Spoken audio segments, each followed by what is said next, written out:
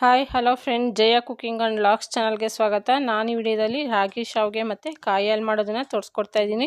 Video ನೋಡೋದಕ್ಕಿಂತ ಮುಂಚೆ ಯಾರೇನು ನಮ್ಮ ಚಾನಲ್ಗೆ ಸಬ್ಸ್ಕ್ರೈಬ್ ಆಗಿಲ್ವಾ, ಪ್ಲೀಸ್ ಸಬ್ಸ್ಕ್ರೈಬ್ ಆಗಿ. ಹಾಗೆ ವಿಡಿಯೋನ ಸ್ಕಿಪ್ ಮಾಡದೆ ಪೂರ್ತಿಯಾಗಿ ನೋಡಿ. ಹಾಗಾದರೆ ಬನ್ನಿ, ರಾಗಿ ಶಾವಿಗೆ ಮತ್ತು ಕಾಯಿ ಹಾಲು ಮಾಡೋದಕ್ಕೆ ಏನೇನು ಪದಾರ್ಥಗಳು ಬೇಕು, ಹೇಗೆ ಮಾಡೋದು ನೋಡ್ಕೊಂಡು ಬರೋಣ.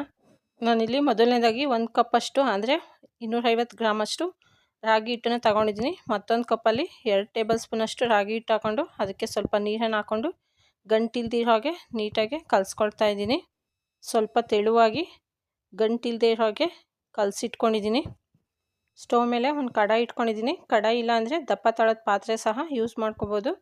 2 ಕಪ್ಪಷ್ಟು ನೀರನ್ನು ಹಾಕ್ಕೊಳ್ತಾ ಇದ್ದೀನಿ. ಇದಕ್ಕೆ ಸ್ವಲ್ಪ ಉಪ್ಪು ಹಾಕಿ ಮತ್ತು 1 ಟೀ ಸ್ಪೂನಷ್ಟು ತುಪ್ಪನ ಹಾಕ್ಕೊಂಡಿದ್ದೀನಿ. ಈಗ ಕಡಾಯಿಗೆ ಹಾಕ್ಕೊಂಡಿರೋಂಥ ನೀರು ಬಿಸಿ ಆಗೋದಕ್ಕೆ ಬಿಡ್ತಾಯಿದ್ದೀನಿ. ನೀರು ಚೆನ್ನಾಗಿ ಬಿಸಿಯಾಗಿದೆ. ಈಗ ಆಗಲೇ ಕಲಸಿಟ್ಟಿರೋಂಥ ರಾಗಿ ಹಿಟ್ಟನ್ನು ನಿಧಾನಕ್ಕೆ ತಿರುಗಿಸ್ಕೊಳ್ತಾ ಹಾಕ್ಕೊಳ್ತಾ ಇದ್ದೀನಿ. ರಾಗಿ ಹಿಟ್ಟು ಹಾಕಿದ್ಮೇಲೆ ಒಂದು ಕುದಿ ಬರೋದಕ್ಕೆ ಬಿಡಬೇಕು. ಒಂದು ಕುದಿ ಬಂದಮೇಲೆ ಸ್ಟವನ್ನು ಲೋ ಫ್ಲೇಮಲ್ಲಿ ಇಟ್ಟು ತಗೊಂಡಿರೋಂಥ 1 ಕಪ್ಪು ರಾಗಿ ಹಿಟ್ಟನ್ನು ಹಾಕ್ಕೊಳ್ತಾ ಇದ್ದೀನಿ. ಹಿಟ್ಟು ಹಾಕಿದ್ಮೇಲೆ ಒಂದೇ ಸಲ ತಿರುಗಿಸ್ಬಾರ್ದು, ನಿಧಾನಕ್ಕೆ ಮೇಲ್ಗಡೆ ಈ ರೀತಿಯಾಗಿ ಪ್ರೆಸ್ ಮಾಡಿಕೊಂಡು ಸ್ಟವನ್ನು ಹೈ ಫ್ಲೇಮಲ್ಲಿಟ್ಟು ಲಿಡ್ಡನ್ನು ಕ್ಲೋಸ್ ಮಾಡ್ತಾಯಿದ್ದೀನಿ. ಲಿಡ್ಡನ್ನು ಕ್ಲೋಸ್ ಮಾಡಿದ್ಮೇಲೆ 3 ರಿಂದ 4 ನಿಮಿಷ ಹೈ ಫ್ಲೇಮಲ್ಲೇ ಬೇಯೋದಕ್ಕೆ ಬಿಡ್ತಾಯಿದ್ದೀನಿ. 3 ರಿಂದ 4 ನಿಮಿಷ ಬೇಯಿಸ್ಕೊಂಡಿದ್ದೀನಿ. ಮುದ್ದೆ ಚೆನ್ನಾಗಿ ಬಂದಿದೆ ನೋಡಿ. ಈ ರೀತಿಯಾಗಿ ಚೆನ್ನಾಗಿ ಕುದಿಬೇಕು ಮುದ್ದೆ, ಆವಾಗ ಚೆನ್ನಾಗಿ ಬೇಯುತ್ತೆ. ಈಗ ಒಂದು ಅನ್ನದ ಸ್ಪೂನ್ನ ತೊಗೊಂಡು ಅದನ್ನು ನಿಧಾನಕ್ಕೆ ಈ ರೀತಿ ತಿರುಗಿಸ್ಕೊಳ್ತಾ ಇದ್ದೀನಿ. ಗಂಟಿಲ್ಲದೆ ಇರೋ ಥರ ನೀಟಾಗಿ ಮುದ್ದೆನ ತೊಳ್ಸ್ಕೋಬೇಕಾಗುತ್ತೆ. ಮುದ್ದೆ ತೊಳ್ಸ್ಕೋಬೇಕಾದ್ರೆ ಸ್ಟವನ್ನು ಲೋ ಫ್ಲೇಮಲ್ಲಿ ಇಟ್ಕೊಂಡು ಮುದ್ದೆನ ತೊಳ್ಸ್ಕೋಬೇಕು, ಇಲ್ಲಾಂದರೆ ಸೀದೋಗುತ್ತೆ. ನೀಟಾಗಿ ಮುದ್ದೆ ತೊಳ್ಸಿದ್ಮೇಲೆ ನೋಡಿ ಚೆನ್ನಾಗಿ ಬೆಂದಿದೆ. ಕೈಯಲ್ಲಿ ಮುಟ್ಟಿದ್ರೆ ಅದು ಕೈಗೆ ಅಂಟ್ಕೋಬಾರ್ದು. ಆ ರೀತಿಯಾಗಿ ಚೆನ್ನಾಗಿ ಬೇಯಿಸ್ಕೊಂಡು ತೊಳ್ಸ್ಕೊಂಡಿದ್ದೀನಿ. ಬೌಲಲ್ಲಿ ಸ್ವಲ್ಪ ನೀರು ಹಾಕಿ ಇಟ್ಕೊಂಡಿದ್ದೀನಿ ಕೈ ಅದ್ಕೊಳ್ಳೋದಕ್ಕೆ. ಮತ್ತು ಶಾವಿಗೆ ಒತ್ತೋದಕ್ಕೆ ಈ ರೀತಿ ಒಂದು ಚಕ್ಲಿ ಒರಳನ್ನು ತಗೊಂಡಿದ್ದೀನಿ.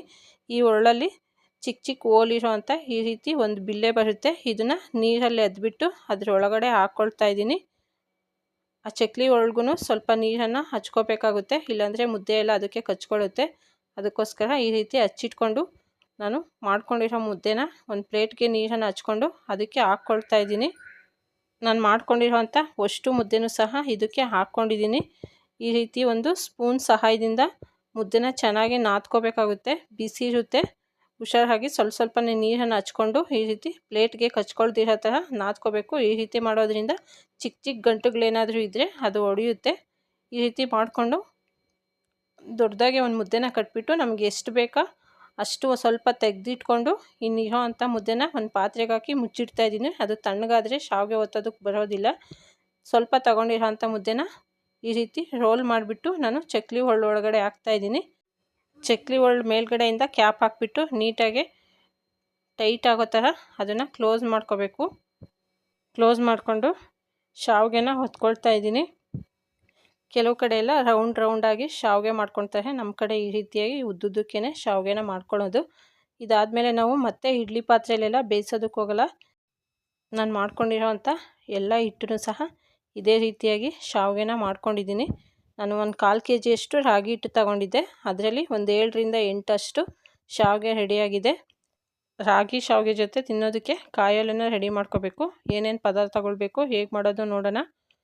ಕಾಯಿ ಹಾಲು ಮಾಡೋದಕ್ಕೆ 1 ಕಪ್ಪಷ್ಟು ತೆಂಗಿನಕಾಯಿ ತುರಿ ತೊಗೊಂಡಿದ್ದೀನಿ. 4 ಏಲಕ್ಕಿ ಕಾಯಿ, 1/4 ಕಪ್ಪಷ್ಟು ಕಡಲೆಬೀಜ ಹುರಿದು ಸಿಪ್ಪೆ ತೆಗೆದು ತೊಗೊಂಡಿದ್ದೀನಿ. 3/4 ಕಪ್ಪಷ್ಟು ಬೆಲ್ಲ ತೊಗೊಂಡಿದ್ದೀನಿ. ಈಗ ಸ್ಟವ್ ಮೇಲೆ ಒಂದು ಪಾತ್ರೆ ಇಟ್ಟು ಅದಕ್ಕೆ 3/4 ಕಪ್ ಬೆಲ್ಲನ ಹಾಕಿ ಒಂದು ಅರ್ಧ ಕಪ್ಪಷ್ಟು ನೀರನ್ನು ಹಾಕಿ ಬೆಲ್ಲ ಕರಗೋದಕ್ಕೆ ಇಡ್ತಾಯಿದ್ದೀನಿ. ಬೆಲ್ಲ ಕರಗೋ ಅಷ್ಟರಲ್ಲಿ ತೊಗೊಂಡಿರೋಂಥ 1/4 ಕಪ್ ಕಡಲೆಬೀಜ, ತೆಂಗಿನಕಾಯಿ ತುರಿ, ಏಲಕ್ಕಿ ಇಷ್ಟನ್ನು ಹಾಕಿ ಸ್ವಲ್ಪ ನೀರು ಹಾಕ್ಕೊಂಡು ಮಿಕ್ಸಿನಲ್ಲಿ ನೈಸ್ ಪೇಸ್ಟ್ ಆಗೋ ಥರ ರುಬ್ಕೊಂಡು ಬರಬೇಕು. ಕಾಯಿ ಮತ್ತು ಕಡಲೆಬೀಜನ ನೀಟಾಗಿ ನೈಸ್ ಆಗೋ ಥರ ರುಬ್ಕೊಂಡಿದ್ದೀನಿ ನೋಡಿ. ಈ ರೀತಿಯಾಗಿ ನೈಸಾಗೆ ಪೇಸ್ಟ್ ಆಗಬೇಕು, ಅದೇ ರೀತಿಯಾಗಿ ರುಬ್ಕೊಂಡಿದ್ದೀನಿ. ರುಬ್ಕೊಂಡಿರೋಂಥ ಕಾಯಿ ಪೇಸ್ಟನ್ನು ಒಂದು ಬೌಲ್ಗೆ ಹಾಕ್ಕೊಳ್ತಾ ಇದ್ದೀನಿ. ಮಿಕ್ಸಿ ಜಾರ್ಗೆ ಸ್ವಲ್ಪ ನೀರನ್ನು ಹಾಕ್ಬಿಟ್ಟು ತೊಳೆದು ಹಾಕ್ಕೊಳ್ತಾ ಇದ್ದೀನಿ. ಈಗ ಬೆಲ್ಲ ಕರಗೋದಕ್ಕೆ ಇಟ್ಟಿದ್ವಲ್ಲ, ಅದು ಬೆಲ್ಲ ಕರಗಿದೆ. ಅದನ್ನು ಒಂದು ಜಾಲದ ಸಹಾಯದಿಂದ ಸೋಸಿ ಇದಕ್ಕೆ ಹಾಕ್ಕೊಳ್ತಾ ಇದ್ದೀನಿ. ಈ ರೀತಿ ಮಾಡಿಕೊಂಡ್ರೆ ಕಾಯಿ ಹಾಲು ರೆಡಿ ಆಯಿತು. ಕಾಯಿ ಹಾಲು ತುಂಬ ತೆಳುವಾಗಿರಬಾರ್ದು ಮತ್ತು ತುಂಬ ಗಟ್ಟಿಯಾಗೂ ಇರಬಾರ್ದು. ಈ ರೀತಿ ಮೀಡಿಯಮ್ ಆಗಿ ಇರಬೇಕು. ರಾಗಿ ಶಾವಿಗೆ ಮತ್ತು ಕಾಯಿ ಹಾಲು ಎರಡೂ ಸಹ ರೆಡಿಯಾಗಿದೆ. ಈಗ ಇದಕ್ಕೆ ಒಂದು ಪುಡಿನ ಮಾಡ್ಕೋಬೇಕಾಗುತ್ತೆ. ಇದು ಆಪ್ಷನಲ್ಲು, ಇಷ್ಟ ಇದ್ದರೆ ಮಾಡ್ಕೋಬೋದು, ಇಲ್ಲಾಂದರೆ ಸ್ಕಿಪ್ ಮಾಡ್ಕೊಳ್ಳಿ. ಪೌಡ್ರು ಮಾಡ್ಕೊಳ್ಳೋದಕ್ಕೆ 1/4 ಕಪ್ಪಷ್ಟು ಕಡಲೆಪಪ್ಪನ್ನು ತೊಗೊಂಡಿದ್ದೀನಿ, ಅದು ಮಿಕ್ಸಿ ಜಾರ್ಗೆ ಹಾಕ್ಕೊಳ್ತಾ ಇದ್ದೀನಿ. ಮತ್ತು 1.5 ಟೇಬಲ್ ಸ್ಪೂನಷ್ಟು ಹುಚ್ಚೆಳ್ಳು ತೊಗೊಂಡಿದ್ದೀನಿ. ಇದನ್ನು ಒಂದೊಂದು ಕಡೆ ಕಿರೆಸಾಣಿ ಸಹ ಅಂತಾರೆ. ಇದನ್ನು ಹಾಕ್ಕೊಂಡು ಇದಕ್ಕೆ ನೀರು ಹಾಕೋಕ್ಕೆ ಹೋಗಬಾರ್ದು, ನೀರು ಹಾಕ್ತಿರಾನೆ ಡ್ರೈ ಆಗಿ ಪೌಡ್ರನ್ನ ಮಾಡಿ ಇಟ್ಕೊಳ್ತಾ ಇದ್ದೀನಿ. ರಾಗಿ ಹೆಲ್ತ್ಗೆ ತುಂಬ ಒಳ್ಳೆಯದು. ಮುದ್ದೆ ರೊಟ್ಟಿ ತಿಂದು ಬೇಜಾರಾಗಿದ್ದರೆ ಈ ರೀತಿ ಸ್ವೀಟ್ ರೆಸಿಪಿ ಕೂಡ ಮಾಡ್ಕೋಬೋದು. ರಾಗಿ ಶಾವಿಗೆ ಕಾಯಿ ಹಾಲು ಪೌಡ್ರು ಎಲ್ಲ ರೆಡಿಯಾಗಿದೆ. ಈಗ ಇದನ್ನು ತಿನ್ನೋದು ಹೇಗೆ ಅಂದರೆ, ಶಾವಿಗೆ ಹಾಕ್ಕೊಂಡು ಅದಕ್ಕೆ ಕಾಯಿ ಹಾಲನ್ನು ಹಾಕ್ಕೊಂಡು ಮತ್ತು ಮಾಡ್ಕೊಂಡಿರೋಂಥ ಕಡಲೆಪಪ್ಪು ಪುಡಿನ ಅದ್ರ ಮೇಲೆ ಸ್ವಲ್ಪ ಹಾಕ್ಕೊಂಡು, ಬೇಕಂದರೆ ತುಪ್ಪ ಇಷ್ಟ ಇದ್ದರೆ ತುಪ್ಪನೂ ಸಹ ಸ್ವಲ್ಪ ಹಾಕ್ಕೋಬೋದು. ಮೂರನ್ನು ಹಾಕಿ ನೀಟಾಗಿ ಕಲಿಸ್ಬಿಟ್ಟು ಇದನ್ನು ತಿನ್ನಬೇಕಾಗುತ್ತೆ. ರೆಸಿಪಿ ನಿಮ್ಗೆ ಇಷ್ಟ ಆಗಿದರೆ ಮನೇಲಿ ಒಂದು ಸಲ ಟ್ರೈ ಮಾಡಿ, ಹೇಗೆ ಬಂದಿತ್ತು ಅಂತ ಕಮೆಂಟ್ಸ್ ಮೂಲಕ ತಿಳಿಸಿ. ವಿಡಿಯೋ ಇಷ್ಟ ಆದರೆ ಲೈಕ್ ಮಾಡಿ, ಶೇರ್ ಮಾಡಿ. ಈ ದಿನದ ಯೂಸ್ಫುಲ್ ಟಿಪ್ಸ್: 1 ಸ್ಪೂನಷ್ಟು ಕಪ್ಪು ಜೀರಿಗೆ ಪುಡಿಯನ್ನು ಬಿಸಿನೀರಿಗೆ ಹಾಕಿ ಡೈಲಿ ಕುಡಿಯೋದ್ರಿಂದ ವೆಯ್ಟ್ ಲಾಸ್ ಮಾಡೋದಕ್ಕೆ ಉಪಯೋಗ ಆಗುತ್ತೆ. ವಿಡಿಯೋ ನೋಡಿದ್ದಕ್ಕಾಗಿ ಧನ್ಯವಾದಗಳು.